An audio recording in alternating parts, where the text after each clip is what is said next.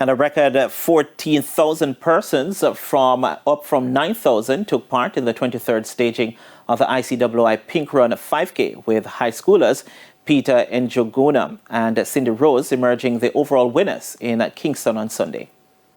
Kingston College's Peter Njuguna led his teammates Victor Kagika and Julius Itubo in a KC top 3 finish. Njuguna, who won in 16 minutes and 23 seconds, is pleased with his overall performance. I'm happy to be here. Last time I came number 3, but today I come number 1, so I'm still happy. Homewood Technical's Cindy Rose also led a chase fund to top 3 finish, getting there ahead of teammates Terrica Clark and Felisa Compass in 19 minutes and 21 seconds. Rose, who had laser focus on the day, says the wet conditions did not affect her performance. The road was wet because there was a little rain before, but it didn't affect me still.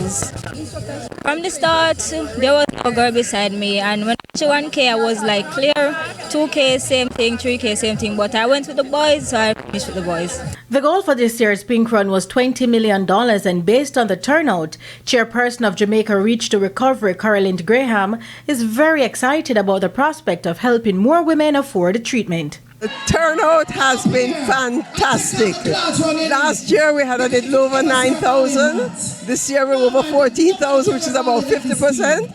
I am on top of the world. The incidence of breast cancer is increasing. The cost of treatments is increasing. The cost of tests are increasing. And a lot of women simply can't afford it. Cancer survivor Isilda Porter outlined the importance of the run. Well, I've been to all the races so far. I'm a 25-year survivor.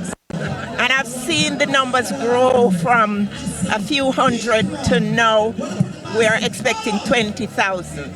So you see how overwhelming that must be for me. Need is great because there are still ladies who are diagnosed and who cannot afford the treatment.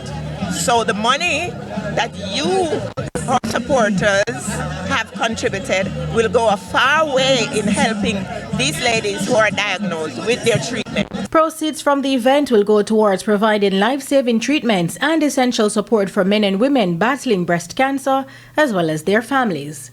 Denise Walters for TVJ Sports.